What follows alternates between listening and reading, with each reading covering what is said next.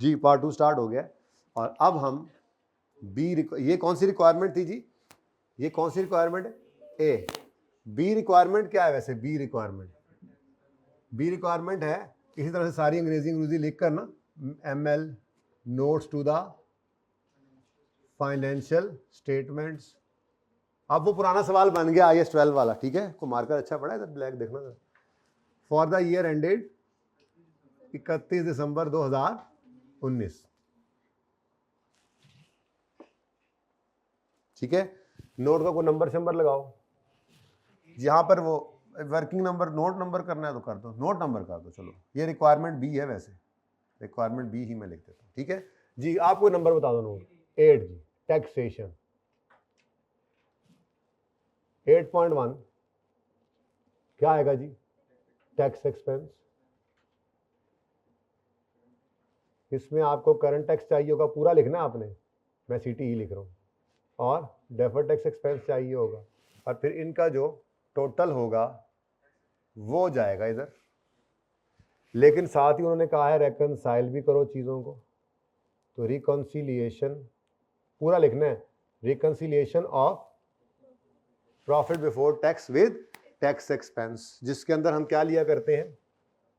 Profit पूरा लिखना है, पूरा, ये रिक्वायरमेंट है, कुछ भी एब्रीविएशन यहाँ यूज नहीं करना आप, ठीक है? PBT आएगा, डबल अंडरलाइन लगाएंगे, टैक्स रेट आएगा जो कि 32% है, और फिर टैक्स आ जाएगा, और अगर कोई रेकनसाइलिंग आइटम हुआ तो बना लेंगे। अब ये वो तरतीब है जो IAS 12 में चला करती थी, ठीक है? ठीक है ना? IAS 12 में ये तरतीब चला करती थी। हमें CTE चाहिए वर्किंग 1 करंट टैक्स, DTE चाहिए तो फिर वर्किंग 2 वो defer tax liability slash asset as on, वो सारी कहानी। तो शुरू करें काम। तो जी वर्किंग नंबर कहाँ पहुंचा हुआ है? ये आप दूसरे सफ़े पे बना लेना, इतना बना के तीसरे सफ़े पे वर्किंग कंटिन्यू रखें। Working number 7 8 current tax. भाई मैसेज कर दें किसी को, एक मार्कर और अच्छा ला दें मुझे, जिसमें हम बात शुरू किया करते थे जी प्रॉफिट बिफोर। ये कहानी असल में आज फंसी हुई थी यहाँ पे, हमें ये मुसीबत मारा गिवन ही नहीं था। प्रॉफिट बिफोर टैक्स, तो ठीक है, समझ आइए बात की सारी। अब ये 587 हमारे पास आ गया। अब इससे अगली कहानी हमने प्लस माइनस वही गेम ऑन कर लेनी है। 1 मिनट, साथ में हम इधर वो भी ओपन कर लेते हैं अपना defer tax liability slash asset as on वाली वर्किंग नहीं होती थी, वो भी ओपन, वर्किंग नंबर 9 वो ओपन कर लिया, defer tax liability slash asset as on 31 दिसंबर 19, carrying amount, tax base, difference, tax rate और टैक्स। ठीक है भाई, मैसेज किया किसी जी? ये भी सही है, ये दोनों या ये अभी तुमने देखे नहीं थे तो मैंने ही रखे फारिग। अच्छा जी, अब शुरू कर दें जी काम। अब देखें जी, पर्दे हटना शुरू हो रहे हैं, ये सारा टिक हो गया, खत्म कहानी, अब इसको छोड़ दें। अब हमारे लिए रेलेवेंट क्या चीजें हो गई हैं जी?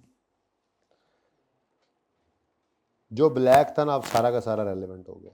तो 1 बाय 1 पढ़ते जाएं, आपने पढ़ना शुरू कर दिया होगा।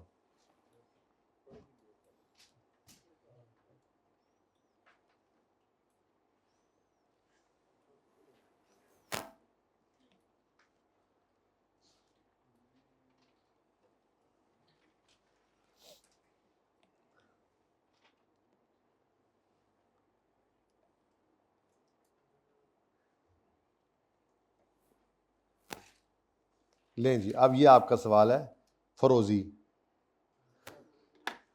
हाँ जी भाई, एज पर टैक्स लॉस आपको ही पता है, only write down are allowed as deduction. क्या करते होते थे? हाँ जी, जो हमने अकाउंटिंग में किया है उसको उल्टा देते थे, और टैक्स वाले जो कह रहे हैं उसे ले लेते थे। तो अकाउंटिंग में 54 रुपये का एक्सपेंस बुक किया, उसको रिवर्स कर दें, और रिटर्न ऑफ को वो अलाउ कर रहे हैं, ठीक है? तो ऐड बैक करें जी, बैड डेट एक्सपेंस कितना जी? 54,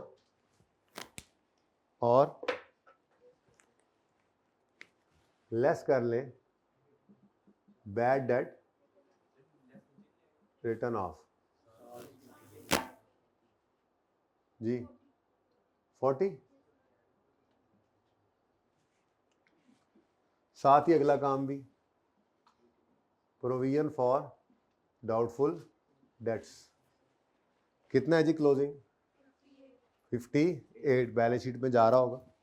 ओके, जिसकी टैक्स बेस 0 होती है और ये डिफरेंस आ गया 58।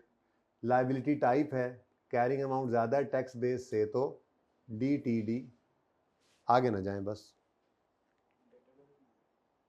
अच्छा भाई कह रहे हैं डेटर से भी तो बन सकता है, फ़र्क तो ये हो सकता है ना, तो हम नेट कर लेते हैं। एक और तरीका भी है, ठीक है, वो क्या है, आप डेटर्स को ही ले लें नेट, लेकिन लेना पड़ेगा नेट, डेटर्स नेट लेने पड़ेंगे। ठीक है, हम कह रहे हैं हमारे डेटर्स हैं 1160 माइनस 58। अकाउंटिंग वालों के डेटर्स क्या नजर आएंगे? 1160 माइनस 58 कितना जी? 1100। टैक्स वाले कहते हैं ये क्या होता है? 1160 ही है, तो फ़र्क कितना है? वही 58। कैरिंग अमाउंट एसेट की ज़्यादा हो टैक्स बेस से तो डिडक्टेबल ही होता है, तो कहीं पे साइड पे लिख लेंगे। और नेट डेटर्स, कभी ऐसा भी हो सकता है कि वो पर्चे में आपके साथ इस तरह से भी खेल ले कि वो आपको नेट डेटर्स दे दे। असल में क्या है ये डेटर्स?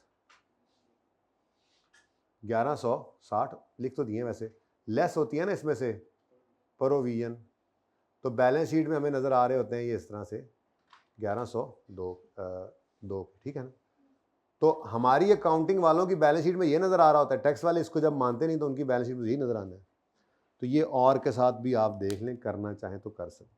ओके, कभी वो ये भी कर सकते हैं कि आपको वो नेट डेटर्स दे दें कि हमारे नेट डेटर्स जो हैं 1102 हैं, तो और प्रोविजन जो है वो 58 है, टैक्स वाले प्रोविजन को मानते नहीं तो आप 1102 में जमा करके इसको शो कर देंगे। ऐसे भी हो सकता है, लेकिन फिलहाल ये काम चल रहा है। टैक्स वालों के और हमारे दरमियान डेटर्स में तो कोई मसला नहीं होता, टैक्स वाले प्रोविजन को नहीं मानते, टैक्स वाले प्रोविजन को नहीं मानते, एक्चुअल बैड डेट्स को वो अलाउ करते हैं, इसलिए मैंने सिर्फ प्रोविजन पकड़ ली थी। आंसर सेम ही है अगर आप डेटर्स को नेट करके यूज करते हैं। ग्रॉस डेटर्स नहीं लेने, ग्रॉस डेटर में तो कोई फर्क है ही नहीं, फर्क तो नेट डेटर्स के अंदर। ठीक है ना, तो नेट डेटर्स हम करते हैं नेट ऑफ प्रोविजन, टैक्स वाले कहते हैं ना ना ना ये कोई चक्कर ही नहीं है। Okay, got it. भाई सर आसिफ आए हुए हैं, सर से पूछे कि आपने क्लास कितने बजे शुरू करनी है, कोई है 5-10 मिनट? अच्छा ठीक है जी, तो ये कहीं पे साइड पे नोट करें, सवाल से रिलेटेड नहीं, ऐसे डिब्बा शिब्बा लगा दिया करें ऐसी चीज को। ठीक है ना, असल सवाल वही है, मैंने मिटाना है। चलें आगे, क्या मुश्किल है? सवाल पूरा है, ये तस्वीर बन जाएगी कल, जितना हो गया, जो नहीं हुआ ट्राई करेंगे, कल आके इसको पूरा कर लेंगे, नो इशू। अच्छा जी, नेक्स्ट जितना टाइम मिलेगा वो तो लेंगे ना। नेक्स्ट क्या है जी? वैसे नहीं, एडजस्टमेंट छोटी छोटी, जैसे बोरिंग कॉस्ट कर लिया, छोड़ो, रिवाइज किधर करना है? रिवाइज इधर। हम कहा करते थे इस तरह से कि इस वर्किंग के अंदर मैंने यूं समझाया था आपको कि टैक्स वाले कहते हैं कि इसको नेट कर दो, नेट करके खेल लेते हैं। क्या ख्याल है, नेट करके खेल लेना? 20 माइनस 8 कितना? टैक्स वाले कहते थे, हम कहते थे अकाउंटिंग वाले ये 12 एसेट है, टैक्स वाले कहते थे करंट टैक्स। एक मिनट पूरा लिख लूं, हमने यूँ बात समझी थी। टैक्स वाले कहते थे इसको यहाँ से हटा लो और यहाँ पे ले आओ और ये यहाँ पे माइनस हो कर दो और यहाँ पे 0। याद आया कुछ? ये बोरिंग कॉस्ट का ट्रीटमेंट याद है? अब इसमें कितनी देर लगनी है? कितने बजे? सर के उठने से पहले मुझे आपने 2 मिनट रूटीन के मुताबिक बता देना, ठीक है? मैंने फ्री कर दूंगा। अच्छा, अब ये ट्रीटमेंट है जी, ये ट्रीटमेंट कई बार हम कर चुके हैं, ठीक है? आज फिर आ गया, कोई मसला नहीं। ये समझ आइए बात, रिवाइज दो थोड़ा सा। बोलो, यहाँ पे भी ऐसे ही कर लेते हैं, हम नेट से ही खेलते हैं, पागलों की तरह CWIP असल निकालने की कोई जरूरत नहीं है। मैं को बैलेंस शीट बना रहा हूँ कि मैं CWIP निकालूं, रिवर्स वर्किंग करके निकालना पड़ना था CWIP अगर निकालना चाहें तो। रिवर्स वर्किंग करके 910 में से 910 तक आते आते 84 ऐड हुआ है ना, इसको लेस करना था और वो फिगर निकल आनी थी जो पहले होनी चाहिए थी, गलत वाली, ठीक है ना। तो क्यों निकालें यार, किस लिए निकालें 826? सही है, बात समझ आ रही है ना, जरूरत नहीं है, ठीक है। हमें ये पता लग गया कि 84 क्या है, इंटरेस्ट एक्सपेंस है, और 16 क्या है, इन्वेस्टमेंट इनकम यानी कि इंटरेस्ट इनकम है। तो इसको क्या कर दो, नेट क्या कर दो, कितना बनता है, और सिर्फ इसी से खेल जाओ। 84 माइनस 16 इधर लिख देते हैं, CWIP DTD, थोड़ा रेट को आगे कर देते हैं।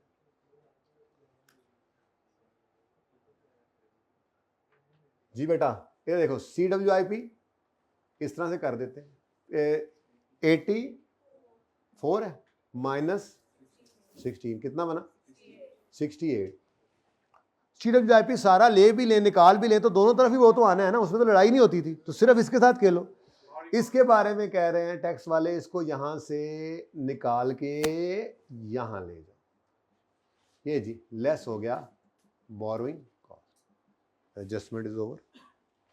अब एसिड एसिड कैरी अमाउंट ज्यादा टैक्स बेस है, तो 68 का डिफरेंस है, इसको क्या कहेंगे, टैक्सेबल टेम्परेरी डिफरेंस।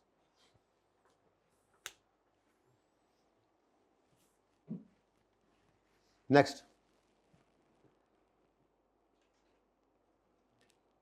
हमारा जो एसेट है 116 पे पड़ा है या नहीं पड़ा, ये देखो शुक्र है काम भी आ गया, 116 पे हमारा एसेट पड़ा है। यानी अगर हमारी बैलेंस शीट हो तो उसमें हमें इनटेंजिबल एसेट को 116 पे दिखाना है, और बोलो 120 माइनस 4 116।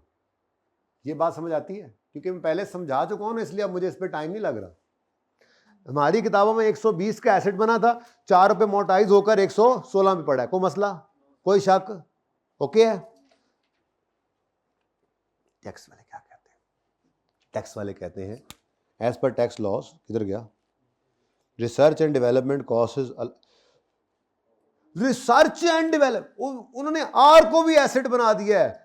एज पर tax loss research and development cost जो कुछ भी है वो सारे का सारा अलाउड है एज अ डिडक्शन, लेकिन ओवर 10 ईयर्स। यानी कि उन्होंने 180 रुपए का एसेट और उसको 10 पर यानी 18 रुपए माइनस करके कितना 162 पे रखा।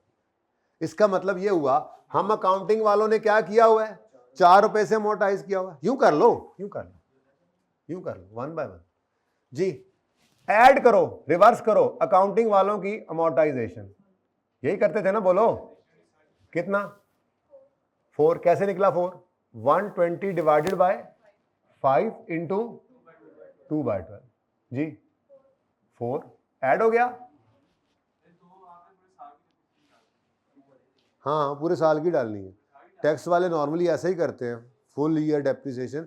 वैसे इस बहस में पढ़ने की जरूरत नहीं, और कोई मसला नहीं है, दोनों को गलत नहीं करेगा। आए कि अपने अपने सोल्यूशन के अंदर ऐसे ही किया था कि पूरे साल की डाल दी थी। कोई बच्चा अगर उसको मंथली या डेली कर भी देता है तो उसने अमोर्टाइजेशन की उसको नंबर मिलेंगे, सवाल अगर चुप है, ठीक है ना। तो आई के हमने भी इसकी बहस नहीं की थी, कोई इतनी बड़ी बात है नहीं, मंथ वाइज कर दें तो भी खैर, डेप्रिशिएट अमोर्टाइज करके दिखाया ना आपने 10 साल पे, वो ठीक है। बोलो ऐड हो गया, ये 116 पे आ गया। अब 180 को कहते हैं सारे 180 एसेट तुम्हें अलाउ करेंगे एज अ डिडक्शन, ठीक है। तो इसका मतलब उन्होंने अकाउंटिंग ये टैक्स वालों की अमोर्टाइजेशन कितनी है जी, 180 डिवाइडेड बाय 10, बस 18 पूरे ही। हाँ रिसर्च एंड डेवलपमेंट सारा ही उन्होंने पहले भी कर देते होते थे, वो पहले भी करते थे। हम एक्सपेंस किया तो वो कहते थे सारा एक्सपेंस आज ना लो, आज एसेट बना के आहिस्ता आहिस्ता एक्सपेंस ले लो, पहले भी करते थे जी। तो 180 पकड़ लिया मैंने भाई, ठीक है जी। बोलो 180 माइनस 18 कितना हो गया, एसेट की कैरिंग अमाउंट कम है तो डिडक्टेबल टेम्परेरी डिफरेंस। ये देखना मेरे भाई, ये 4 हमने एक्सपेंस बना लिया था, इसको हमने एसेट बना दिया। हाँ 60 भी एक्सपेंस बनाया है, उसको ऐड बैक करना चाहिए। हम अकाउंटिंग वालों ने जो कुछ किया होता है वो सब रिवर्स करना चाहिए, तरतीब से चलना चाहिए। वैसे थोड़ा सा ना तरतीब से करते हैं, ज़रा थोड़ा सा जगह और बना देता हूँ, नीचे कर देता हूँ ताकि आपको ये बाद में भी याद रहे। अमोर्टाइजेशन मैं दोबारा कर रहा हूँ, फर्क नहीं पड़ता, आपने नहीं करना ऐसे, मैं बता रहा हूँ अकाउंटिंग वालों ने जो कुछ किया होता है उस सारे को रिवर्स करना है। अब मुझे बताओ, हमने जो कुछ अकाउंटिंग वालों ने किया है वो रिवर्स कर दिया हुआ है। अकाउंटिंग अमोर्टाइजेशन 120/5 इंटू 2/12, जी बोलो 4, सब हो गया रिवर्स, सब हो गया रिवर्स, सब रिवर्स नहीं हुआ। ठीक है, हमने पीएनएल तक आते आते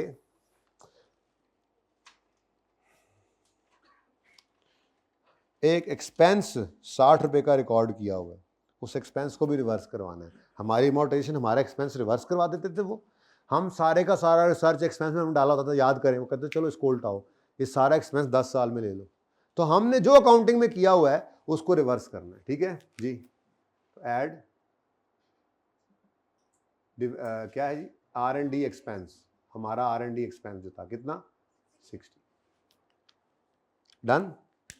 अच्छा, एक चीज मुझे जहन में आ गई, बच्चे कंफ्यूज होते हैं उससे, जब बच्चे गलतियां सही करके पीएनएल बना लेते हैं ना, और जब टैक्स की बारी आती है, तो टैक्स की जब बारी आती है तो बच्चे भला क्या करते हैं, बच्चे इन एंट्रीज को देखने लग जाते हैं। अकाउंटिंग में उठाने के लिए इन एंट्रीज को देख रहे हैं, ये बहुत बड़ी गलती है। और भाईजान, हमने अकाउंटिंग की गलती को सही करके, अब सही जब गलतियां कर ली तो ये पीबीटी जो निकाला है ये सही वाला है, अब इसमें से सारी गलतियां निकल चुकी हैं। जब सारी गलतियां निकल चुकी हैं तो अब अकाउंटिंग को उल्टाते हुए ओरिजिनल को ही देखना है दोबारा। अकाउंटिंग को उल्टा दो टैक्स को, तो ये वाली फिर नहीं देखनी दोबारा, रेक्टिफाइंग एंट्री नहीं देखनी, पहले कौन सी देखनी है, ओरिजिनल। तो क्या किया हमने एक एक्सपेंस बुक किया 60 का और एक एक्सपेंस बुक किया 4 का। उन्होंने कहा चलो इसको उल्टाओ, और आपको सारे 180 हम अगले 10 साल में 18 करके अलाउ करेंगे। तो फिर ये सारे का सारा उलट गया और ये अलाउ हो गया, ये इंटेंजिबल। सही है जी, है बस बेटा ऐसे ही आप ना लें, आप 2/12 भी कर दें, खैर है। आई के अपने अपने सोल्यूशन के अंदर ऐसे ही किया था, उसने भी इस बहस को नहीं किया था। अजम्पशन हो सकती है कि टैक्स वाले पहले साल पूरे साल के अंदर full year depreciation is charge in the year of addition, वो वाला चक्कर है। आप ये अजम्पशन नहीं लेना चाहते, 2/12 भी कर देते तो कोई मसला नहीं, इस पे नंबर नहीं काट सकता आपके। ठीक है, कोई ऐसी क्लैरिटी है नहीं। ये लिख देता ना यूँ थोड़ा सा, कि यूँ लिख देता research over 10 years on monthly basis, तो फिर आप 2/12 लाजमी करते। ठीक है, और अगर वो ये लिख देता कि full year depreciation is charge in the year of, तो फिर दूसरा दोबारा लाजमी करते। लेकिन जब नहीं लिखा हुआ तो दोनों तरफ आप जा सकते हैं। टैक्स वालों के लिए, अकाउंटिंग में तो हम लाजमी मंथ बेसिस पे करते हैं ना, टैक्स में चूंकि मौजूद है कई जगहों के ऊपर ये भी कि वो पूरा साल, पहले साल में पूरा साल की डेप्रेशन दे दिया करते हैं, इसलिए दोनों ही सही हो सकते हैं अगर सवाल चुप हो तो। ओके, हाँ जी, पॉइंट 3 में को मसला बोले है, को मसला पॉइंट 4 के बारे में बताएं। Tax depreciation for the year 31 नवंबर 19, पढ़ो जरा, क्या करोगे इसका।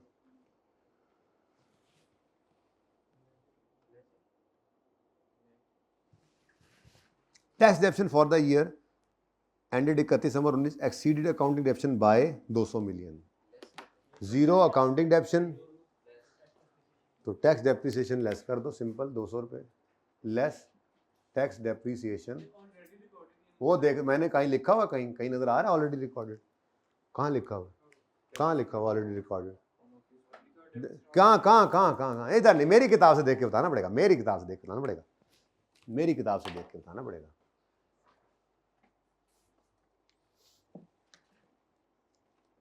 जी चलें आगे, नेक्स्ट।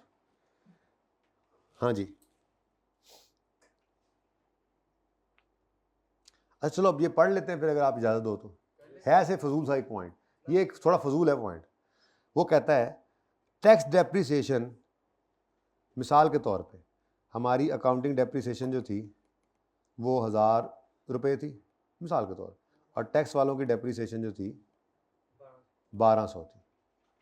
ठीक है, लेकिन ये जो अकाउंटिंग वाली डेप्रीसिएशन है ये वो पुरानी वाली डेप्शन है जिसके अंदर बगैर रीवैल्यूएशन के हमने बिल्डिंग को डेप्शन, और भी बहुत सारे एसेट्स होंगे जिनमें एक बिल्डिंग भी होगी, उस बिल्डिंग की डेप्शन इस 1000 के अंदर 75 पड़ी है। ये मैंने अज्यूम किया फिगर बेटा, बस डिफरेंस सही रखा है, ठीक है ना, ये फिगर 1000 मैंने अज्यूम किया। ओके, इसमें बिल्डिंग की डेप्शन कितने रुपए पड़ी हुई है, 75।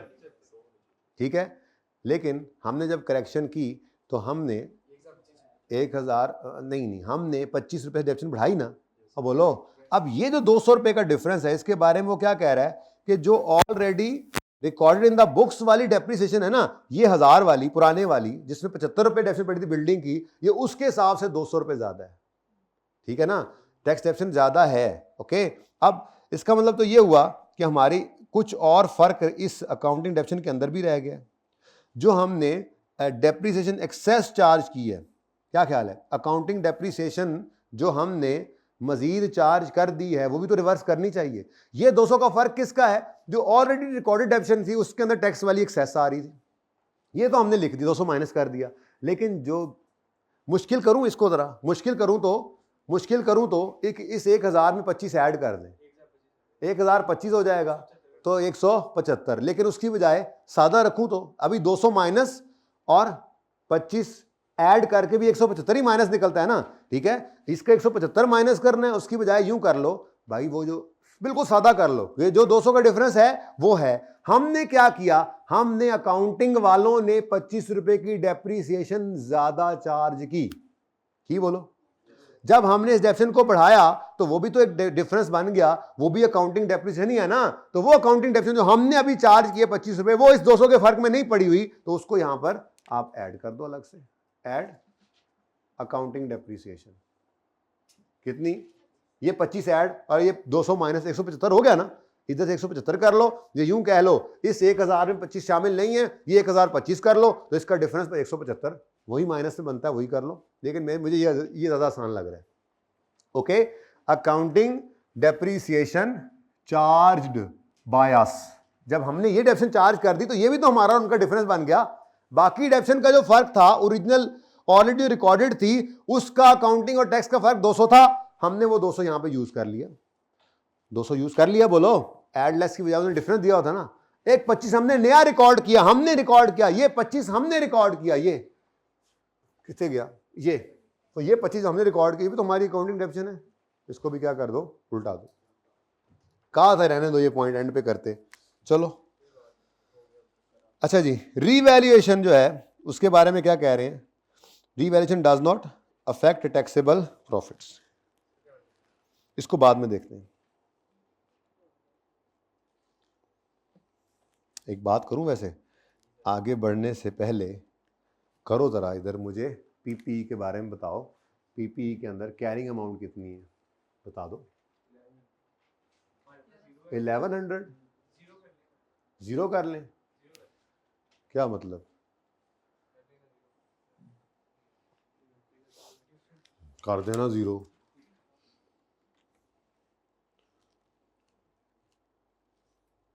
मैनू केड़ी जल्दी है।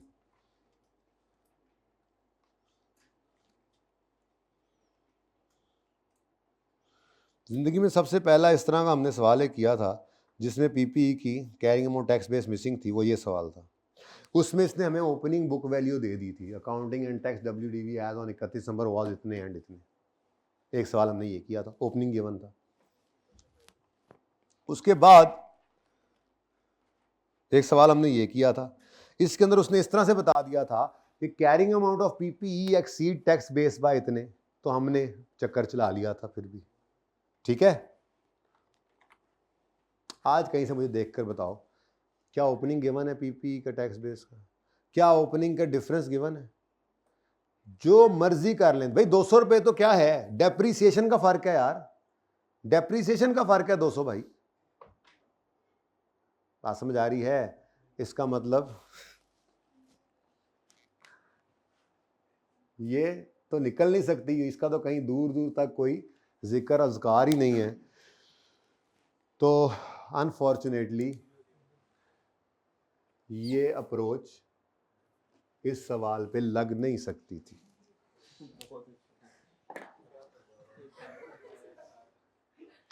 वेलकम। अब आपको वो दिन याद करवाऊंगा जिस दिन मैंने आपको कहा था जहां कहीं जाकर ये वाली अप्रोच फेल हो जाएगी, वहां पर आपको CTE DT डेफर्ड टैक्स निकालने के लिए डेफर्ड टैक्स एज ऑन वाली वर्किंग नहीं हो सकती, वहां पे आपको फिर इनकम स्टेटमेंट अप्रोच, जिसको शॉर्टकट कहा था, उससे चलना पड़ेगा। किस किस को याद है ये, किस किस को याद है? तो चलें इसको क्रॉस लगाएं। और इधर एक स्टार लगाकर, बल्कि इसके नीचे लिखें, इसके नीचे लिखें पीपीई की कैरिंग अमाउंट और टैक्स बेस कैलकुलेट नहीं हो सकती। वो पर्चे में चलते चलते ऐसे ही समझ आई होगी ना आपको, ओहो नहीं निकल रहा, ओ माय गॉड, लगता है कोई नहीं, चलो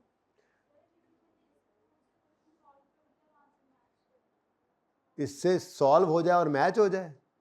चल ठीक है, काट दें फिलहाल इसको और लिखें, बाद में डिस्कस करते हैं इसको। जी लिखें कैरिंग अमाउंट और टैक्स, पीपीई की कैरिंग अमाउंट और टैक्स बेस